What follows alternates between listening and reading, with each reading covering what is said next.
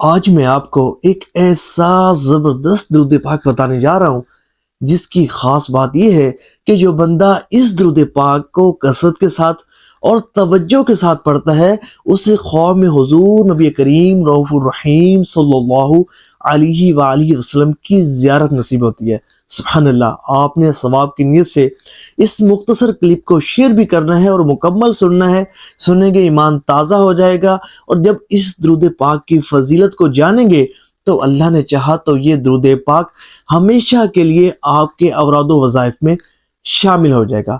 دیکھیں، یہ جو درود پاک ہے جس کے متعلق میں آپ کو بتانے لگا ہوں، یہ حضور صلی اللہ علیہ وآلہ وسلم سے منقول بھی ہے اور حضور صلی اللہ علیہ وآلہ وسلم کا پسندیدہ درود پاک ہے۔ اور کس طرح حضور کا پسندیدہ درود پاک ہے؟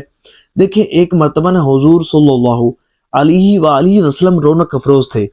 آپ کے ساتھ سیدنا صدیق اکبر رضی اللہ تعالی عنہ بھی موجود تھے اور دیگر صحابہ کرام علیہم رضوان بھی موجود تھے۔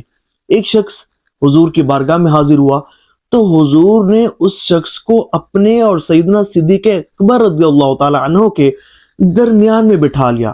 تو جب وہ شخص چلا گیا تو صحابہ کرام علیہم رضوان بڑا تعجب ہوا، حضور کی بارگاہ میں حاضر ہوئے اور عرض کی، یا رسول اللہ صلی اللہ علیہ وآلہ وسلم، یہ کون ذی مرتبہ تھا؟